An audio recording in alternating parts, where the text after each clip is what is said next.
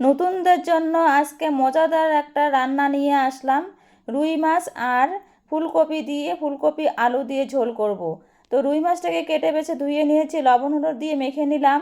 এদিকে তেলটা আমার গরম হয়ে গেছে, তো ভেজে নিচ্ছি মাছটাকে। ভেজে নেওয়া হয়ে গেলে আমি ফুলকপিটাকে কেটে, আলু আর ফুলকপিটাকে কেটে আমি লবণ হলুদ দিয়ে একটু সেদ্ধ করে নেব, নিয়ে ভেজে নিব।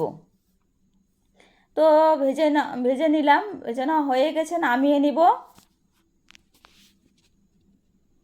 নামানো হয়ে গেলে আমি ওই তেলটাতে আমি দিয়ে দিব পেঁয়াজ আর কিছু লঙ্কা কুচি দিয়ে, লবণ হলুদ দিয়ে আমি ভেজে নিব।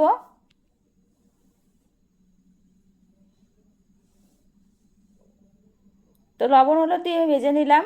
নেওয়ার পরে দিয়ে দিব কিছু টমেটো কুচি। টমেটো কুচি দিয়ে ভালো করে কষিয়ে নিয়ে জল দিয়ে দিব। পরিমাণ মতো জল দিয়ে দিলাম, যতটা আর কি ঝোল করব।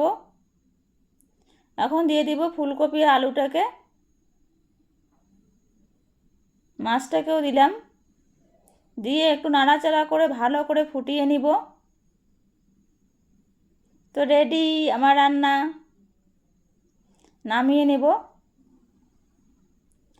নামিয়ে নেওয়ার পরে কিছু ধনেপাতা কুচি আমি দিয়ে দিব। তো আমি এভাবে রান্না করলাম, আপনারা কীভাবে রান্না করেন